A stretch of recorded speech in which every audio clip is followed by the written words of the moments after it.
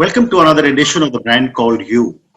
I've brought you some amazing people, and today I have a very accomplished entrepreneur, Viraj Kalra, with me. Viraj, welcome to the show.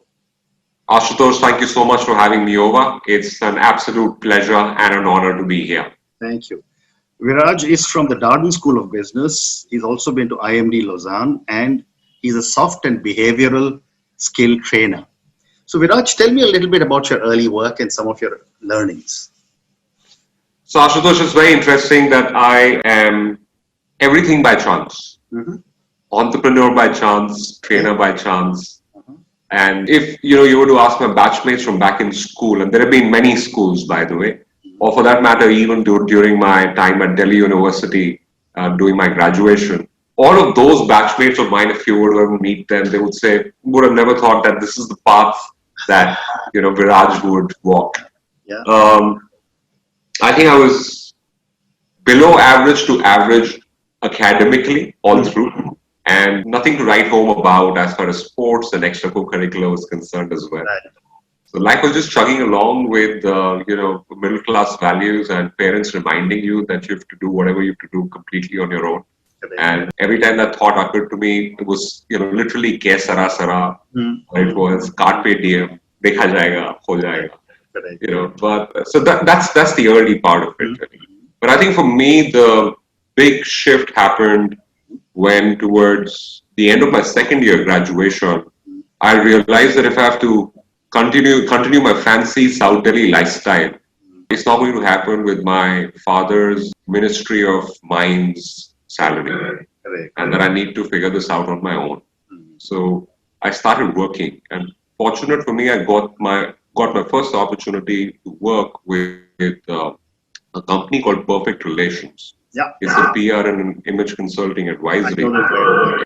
And Dilip and Bobby, if those are the mentors you get in your first job, you cannot go wrong. Correct. And that's exactly what happened to me. I realized my calling, I realized my strengths, I also realized my shortcomings, and I just got fantastic exposure thanks to them.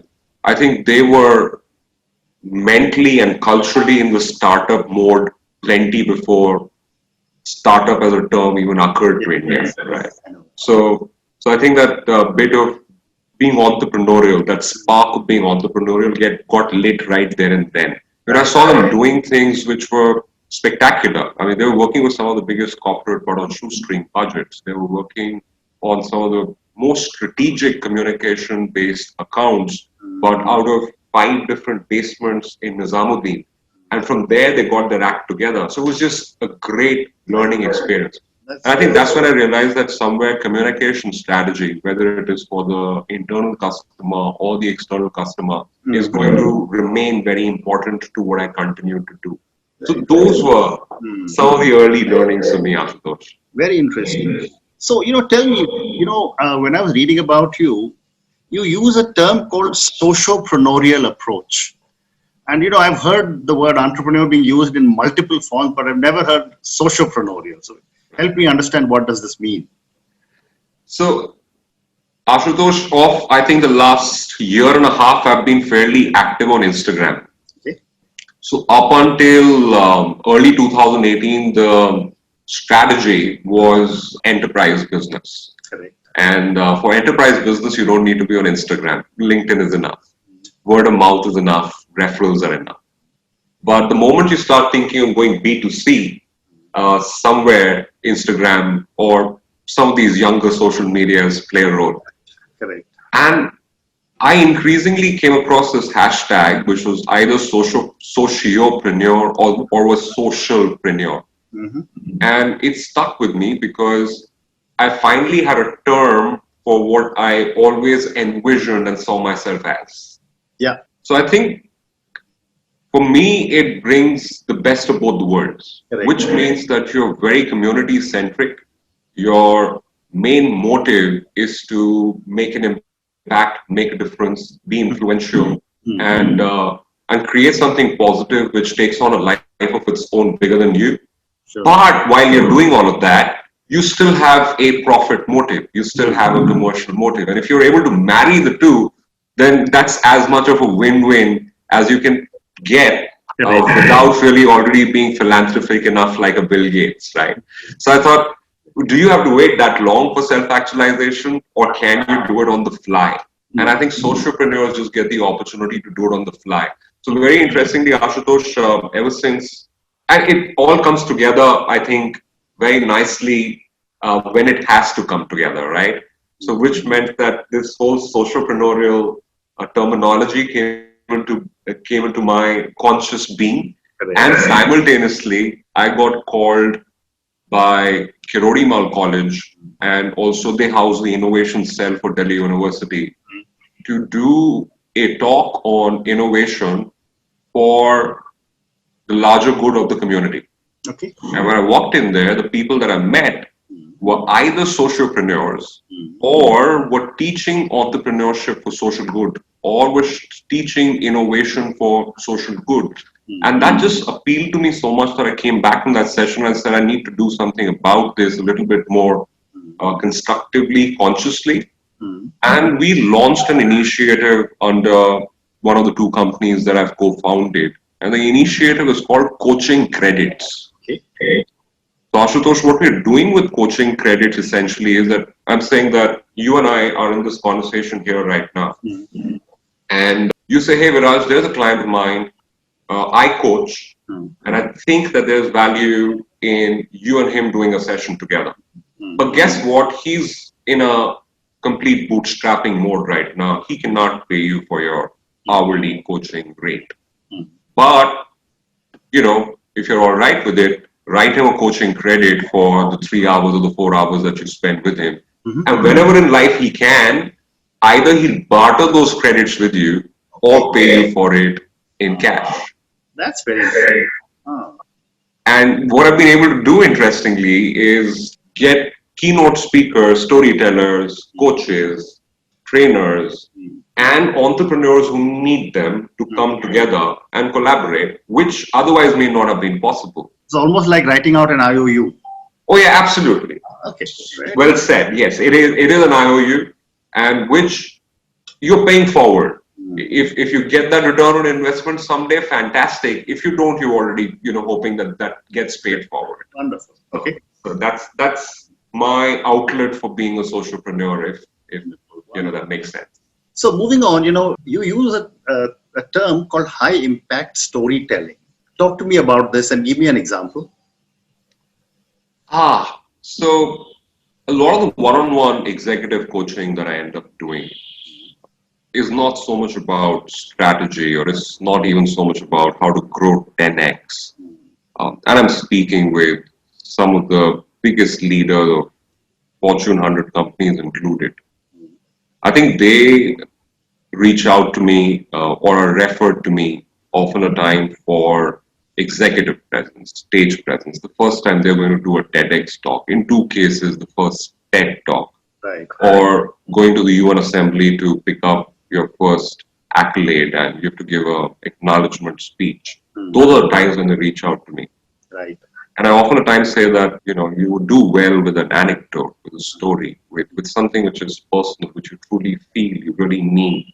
So I think I started talking about storytelling as a way of creating a culture, as a way of creating impact, a long time before it became popular to say so. But then I think I changed gears and started talking about high impact storytelling, because I very rarely see the two spectrums come together and become one. So you have great stories or you have great storytellers. Very few times you see both the story and the teller come together in such harmony that it's organic, it's natural. And, when that story gets told, both the narrator and the character kind of, speak to you. And that for me is high impact storytelling. And I think there are quite a few people across the world who do a great job of it. In recent times, I think Ellen DeGeneres does a fabulous job of it. And not just on her shows, but I keep talking. I've spoken about this very often in my trainings and my sessions. So if some of your audiences are people who've been in my sessions, they would know that I speak about this often, especially in the last 1 year. So she did her Netflix special last year. And that was her stand-up act for the first time in many, many years. And as you know, for many years, in her youth when she struggled, it was as a stand-up comedian. Correct. So it was homecoming in a way when it came all full circle and she got her Netflix special to go and she did the stand-up act. And she was fabulous. She was spot on. I mean, she delivered absolutely flawlessly. But what was spectacular was that after that 1 hour special, I had a new sensitivity towards the LGBT community. I came out having learned more. And when I kind of look back at that 1 hour, I realized a lot of it happened through just stories, and they were funny. They were funny in the most intelligent sort of way. She's just such an intelligent human being. And those stories were humorous. They made you laugh while you were at it, but at the end of that hour, you were transformed in a way.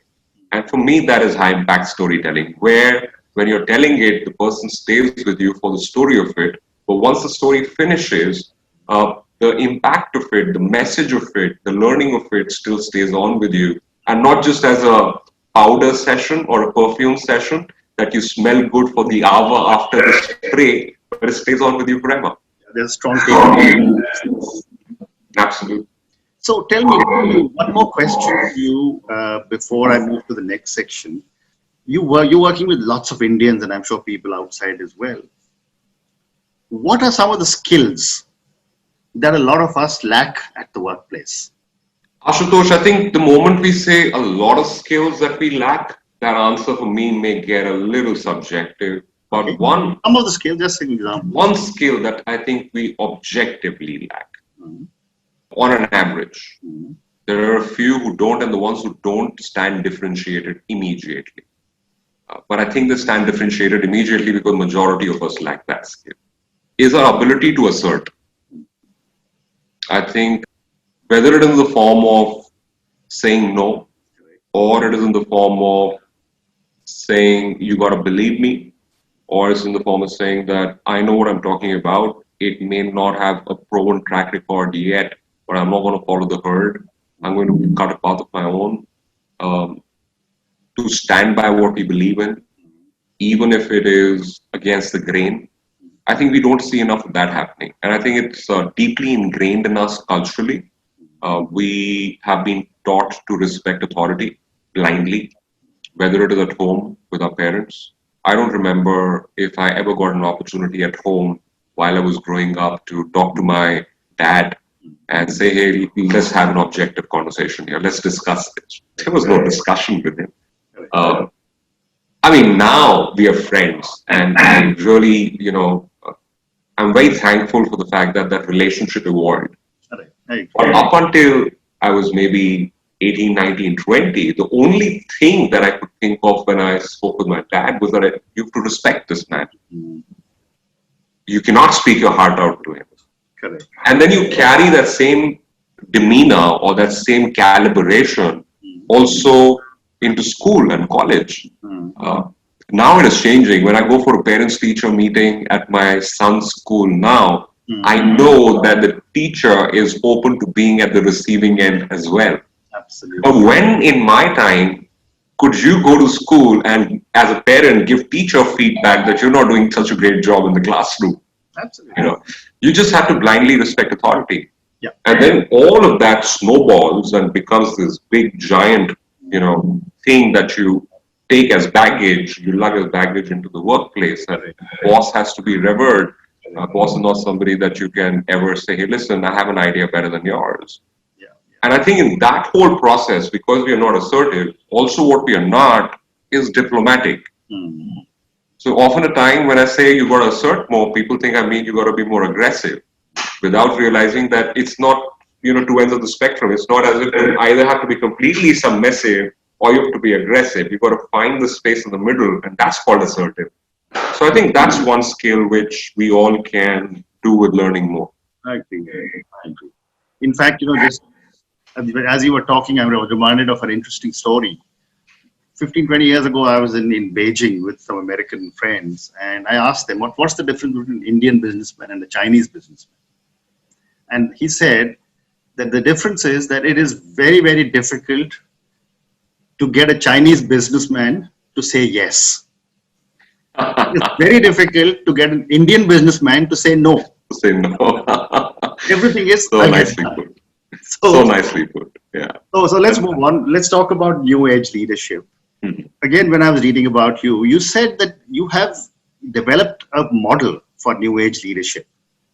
Tell me about this. I think, Ashutosh, we are all learning on the fly. And I think even before the COVID hit, lockdown came along, 2020s were always slated to be different. And when I say different, I mean every decade has been different in the last few centuries. But in the world where we stopped measuring rate of change and we are already measuring rate of change, yeah, whether it is Industry 4.0, whether it is Internet of Things, Industrial Internet of Things, even without COVID, we were headed for a time never seen before, largely led by tech. I mean, look at what we are doing. Even till a few years ago, to make somebody believe that this was possible without the Cisco big Yeah. systems where you spend crores as a big corporate, that two people can talk like this would have been tough to fathom. And here we are, right? So I think we're all learning on the fly. A lot of that crystallized intelligence has gone out of the window completely. It has very little space. I could be 44, you could be 65, and we are all that much more in the learner mode for that much longer than Yeah. ever before. Absolutely. So this model of mine also accordingly is still evolving. For me to say, hey, listen, this is the blueprint of what it takes to be a new age leader, and just follow it, and you're relevant for the 2020s may not be the right thing to say. But the very fact that it opens you to the idea that you've got to stay in learner mode for a long time and that there will be no blueprint, there will be no capsule that you can consume and you're suddenly relevant, that by itself is one of the biggest learnings that comes across in this four quadrant model. I think what it does for a leader is it leaves you with no choice but to start with self, because that's really the first quadrant. So the four quadrants, it'll take you to your team, it'll take you to your organization, it'll take you to your market. Those are the other three quadrants. But the first one is self. And it starts with basics like discipline and what it means in the new world to be disciplined. Whether it is timekeeping hacks or it is being able to get more out of your 12 hours, which is no rocket science anymore. There's just so much tech available that today, if you cannot juice out your 12 hours, then you never intended to, you know. So it's all so much more in your hands today. But because it is all so much more in your hands today, a lot of what I talk about in the first quadrant is utilizing all of these boons that are made available to us more consciously. Whether it is great talent that we have access to today, whether it is opportunities to collaborate seamlessly across borders that we have today, or for that matter, the tech that we have at our fingertips today, that, how judiciously we have to consciously start balancing it is also going to make a big difference, because it's very easy today to kind of let this drug take over completely and rule your life. Correct. So in a nutshell, that's what it is. It's a model which kind of opens you up to the idea that you can do plenty more to be relevant in the current times. But at the same time, there's a lot of old world wisdom which probably rings truer today than ever before. So, how do you kind of get that balance going? No, and whether it's old world or it's very old world, I mean, I'm sure if you talk of your grandmother and your great grandmother, things they said which are true even today. Absolutely. So Absolutely. I Too agree. much of anything is bad probably holds true today more than ever before. Absolutely right. So, Viraj, I'm going to move to some personal questions for you. I've Sure. got time for 3 or 4 questions for you personally. My first question to you would be that where do you draw your inspiration from? I read a lot. I read voraciously. And while I was academically never bright in the classroom, I did not read too much into my NCERT textbooks. But back in school and even through college, I read fiction voraciously. I read Arthur C. Clarke on one hand, Sidney Sheldon on the other, and a lot of pop Yeah. fiction. But at the same time, the Dark Arena, The Godfather, the Robin Hooks, the John Grishams, Sure. so I consume genres as wide as possible. And I think my first set of stories, imagination, ability to kind of create a picture in your head which does not exist. Mm. All of that was very strong. So the first time I debated conceptually, what I brought to the table as examples did not come from the real world, came from the fictional world, but was still very strong. Um, and then, of course, like I said, a perfect relation when I changed gears, I went into autobiographies. I went into journalistic pieces. I understood why Noam Chomsky means so much to the world and what he brings to the table. Or for that matter, why it is important for everybody to read the Toyota story, or why it is important for everybody to understand what happened in the world of Ford. And then that whole piece took over so much that in the next, and Perfect Relations, the good thing was that I was heading a division or a department which was called India Media Monitor, where what you had to do was read about 17 or 18 different newspapers every day, Okay. every morning. Wonderful. So that shorthand way of reading, scanning, yeah, not shorthand way of reading, scanning, your ability, your skill to scan, I was just so strong that I was consuming constantly. Mm. But I think I draw my inspiration from everything that I read, whether it is what's happening in one part of the world, or it is what one leader is doing, what one company has been able to achieve, or what one king was able to do, or what one queen was able to do. And it comes from history, it comes from Akbar, it comes from L&D Generous, it just comes from Fantastic. there's just so much that has been happening in the world. That's I guess that how you plug in. correct. So my next question to you is that, if you were a role model to billions of children who closely followed your life choices, what would be the one thing you would change in yourself? Procrastination. Mm-hmm. Yes, you got to be able to find a pace and a rhythm, and that pace and rhythm should not be in comparison or juxtaposed against the rest of the world or other people or peers. It has to be your own. But I think that what if I in hindsight see, I could see that there were these phases where I took more time knowingly than I should have. Correct. If I was doing it unknowingly, I could have written off as seeing that the vision was not large enough, or exposure wasn't large enough, maturity wasn't large enough. But I knew that I'm taking more time than I should. Correct. For example, and I'm not proud of it, but I think I smoked as a chain smoker for way longer than I should have. I see. I cold turkeyed about 6 months ago, and I know that I should have done that much sooner, but I procrastinated. I should have gotten onto the running habit much sooner, gotten onto waking up earlier in the morning habit much sooner. But I think I rebelled against everything that I was not allowed to do for way longer than I should have. So that procrastination habit, I think I would probably give that up sooner than I've been able to. Terrific. Given the current pandemic, how are you changing or rethinking your own life and your business? I think that's the very first thing that I'm actually doing, Ashutosh, and I'm taking that out in my coaching sessions too. Yeah, it really is. I mean, we know that it's universal truths, but it's the here and now, right? And we are spending very little time in the here and now. We're often trying to think 2 steps ahead, or we are 2 steps behind, either in the past or in the future. So that present, the mindful present, I think we spend very little time here. And the pandemic has actually woken me up to that reality. So I was down with COVID. I was COVID positive in June, and I think I spent a better part of June in solo quarantine, and that SQ hashtag SQ as the world calls it these days gave me a lot of time to do introspection. And one large part of it turned out that, hey Viraj, there are goals, but how many of those goals will really be relevant if you were to drop dead tomorrow? So which goals do you want to prioritize and fulfill first? And I really did write down my goals again. Often a time people say they'll do it such that what if today was the last day, or what if tomorrow was the last day? But I think if there is one thing that has happened to a lot of us during this pandemic, is that we've realized that can be a very freak reality literally today, So we may as well take it seriously. So that's what I've done. I've rewritten my goals, not just for myself, but also for the company. So the coaching credits that I was talking about, for example, we had kept it optional for all our coaches so far. But the new contract that we've made at Open Brackets is that if you're signing up with Open Brackets as a coach, then 20% of all your time with us has to be coaching credits.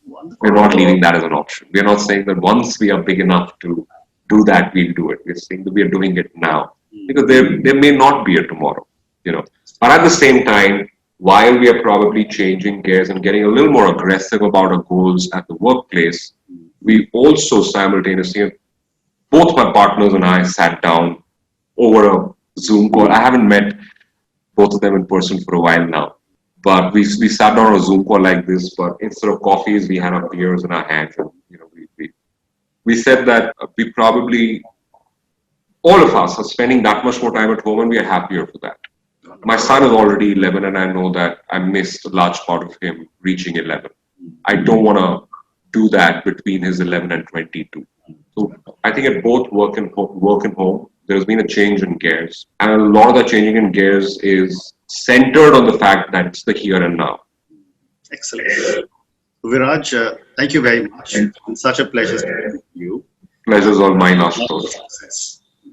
It's been fantastic. Thank you so much for the opportunity, Ashutosh. It's been a pleasure chatting up with you.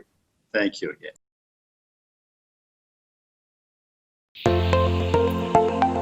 Thank you for listening to the Brand Called You videocast and podcast, a platform that brings you knowledge, experience, and wisdom of hundreds of successful individuals from around the world. Do visit our website www.tbcy.in to watch and listen to the stories of many more individuals. You can also follow us on YouTube, Facebook, Instagram, and Twitter. Just search for the Brand Called You.